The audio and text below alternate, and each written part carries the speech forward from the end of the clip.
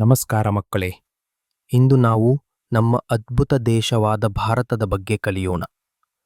ಪ್ರತಿಯೊಂದು ದೇಶಕ್ಕೂ ತನ್ನದೇ ಆದ ವಿಶೇಷ ಚಿಹ್ನೆಗಳು ಮತ್ತು ಹಬ್ಬಗಳು ಇರುತ್ತವೆ. ಅವು ನಮ್ಮ ಹೃದಯವನ್ನು ಹೆಮ್ಮೆ ಮತ್ತು ದೇಶಭಕ್ತಿಯಿಂದ ತುಂಬುತ್ತವೆ. ನಮ್ಮ ದೇಶದ ಚಿಹ್ನೆಗಳ ಬಗ್ಗೆ ತಿಳಿಯೋಣ. ನಮ್ಮ ರಾಷ್ಟ್ರೀಯ ಚಿಹ್ನೆಗಳು ರಾಷ್ಟ್ರಧ್ವಜ, ತ್ರಿವರ್ಣ ಧ್ವಜ. ನಮ್ಮ ಧ್ವಜವನ್ನು ತ್ರಿವರ್ಣ ಎಂದು ಕರೆಯುತ್ತಾರೆ, ಯಾಕೆಂದರೆ ಅದರಲ್ಲಿ 3 ಬಣ್ಣದ ಪಟ್ಟಿಗಳಿವೆ. ಮೇಲ್ಭಾಗದಲ್ಲಿ ಕೇಸರಿ ಬಣ್ಣವಿದೆ, ಇದು ಧೈರ್ಯ ಮತ್ತು ತ್ಯಾಗವನ್ನು ಸೂಚಿಸುತ್ತದೆ. ಮಧ್ಯದಲ್ಲಿ ಬಿಳಿ ಬಣ್ಣವಿದೆ, ಇದು ಸತ್ಯ ಮತ್ತು ಶಾಂತಿಯ ಸಂಕೇತ. ಕೆಳಭಾಗದಲ್ಲಿ ಹಸಿರು ಬಣ್ಣವಿದೆ, ಇದು ಭೂಮಿಯೊಂದಿಗಿನ ನಮ್ಮ ಸಂಬಂಧ ಮತ್ತು ಸಮೃದ್ಧಿಯ ಚಿಹ್ನೆ. ಬಿಳಿ ಪಟ್ಟಿಯ ಮಧ್ಯದಲ್ಲಿ ಅಶೋಕ ಚಕ್ರ ಎಂಬ ನೀಲೀಲಿ ಚಕ್ರವಿದೆ, ಅದರಲ್ಲಿ 24 ಗೆರೆಗಳಿವೆ ಮತ್ತು ಯಾವಾಗಲೂ ಪ್ರಗತಿಯೊಂದಿಗೆ ಮುಂದೆ ಸಾಗಬೇಕು ಎಂದು ನಮಗೆ ಹೇಳುತ್ತದೆ. ರಾಷ್ಟ್ರ ಲಾಂಛನ, ಇದು ನಮ್ಮ ರಾಷ್ಟ್ರೀಯ ಲಾಂಛನ. ಇದನ್ನು ಸಾರನಾಥದ ಅಶೋಕ ಸ್ತಂಭದಿಂದ ತೆಗೆದುಕೊಳ್ಳಲಾಗಿದೆ.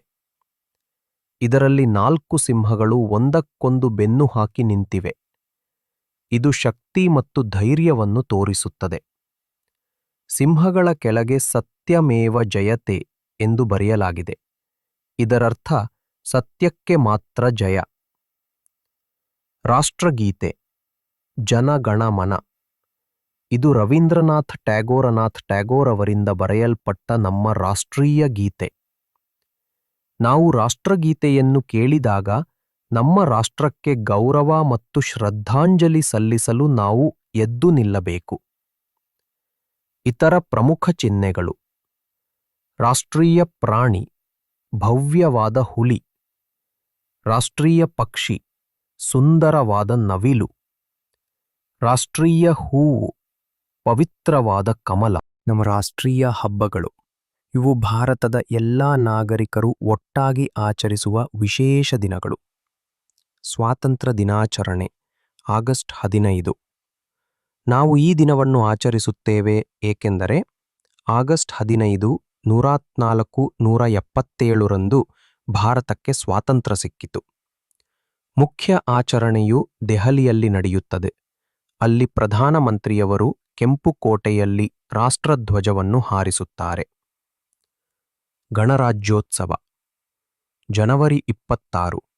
ಈ ದಿನ ನಮ್ಮ ದೇಶವು ಭಾರತದ ಸಂವಿಧಾನ ಎಂಬ ತನ್ನದೇ ಆದ ನಿಯಮಗಳ ಪುಸ್ತಕವನ್ನು ಅಳವಡಿಸಿಕೊಂಡಿತು. ನಮ್ಮ ರಾಜಧಾನಿಯಾದ ನವದೆಹಲಿಯಲ್ಲಿ ಭವ್ಯವಾದ ಮೆರವಣಿಗೆಯನ್ನು ಆಯೋಜಿಸಲಾಗುತ್ತದೆ. ಗಾಂಧಿ ಜಯಂತಿ ಅಕ್ಟೋಬರ್ 2.